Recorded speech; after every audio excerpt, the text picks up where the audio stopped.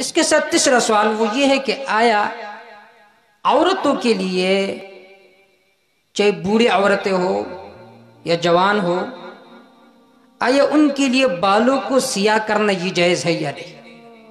اس بارے میں فقہائے کرام کے دو قول ملتے ہیں۔ ایک قول یہ ہے کہ جس طرح مردوں کے لیے سیاہ رنگ لگانا جائز نہیں ہے، اس طرح عورتوں کے لیے بھی سیاہ رنگ لگانا جائز نہیں ہے، کیونکہ اس بارے میں جو روایات ہے وہ مطلق ہے۔ آپ صلی اللہ علیہ وسلم نے فرمایا کہ یکون قوم یخضبون فی آخر الزمان بالسواد کحواصل الحمام لا یریحون رائحة الجنہ۔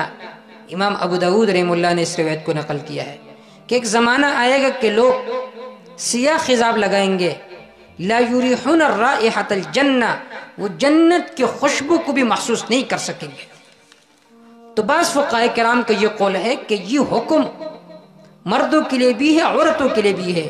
جس طرح مردوں کے لیے سیاہ رنگ لگانا جائز نہیں ہے، تو اسی طرح عورتوں کے لیے بھی سیاہ رنگ لگانا جائز نہیں ہے۔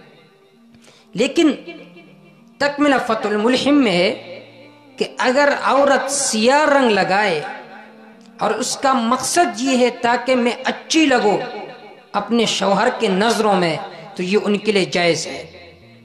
اما خضاب المرأة شعرها لتتزین لزوجها فقد اجازه قتادہ وكذلك اجازه اسحاق فيما حكي عنه۔ بعض حضرات نے اس کی اجازت دی ہے اگر عورت اس لیے بال کو سیاہ رنگ لگائے تاکہ عورت مرد کے نظر میں اچھا لگو، شوہر کے نظر میں اچھا لگو، تو یہ ان کے لیے جائز ہے۔ واللہ تعالی اعلم بالصواب۔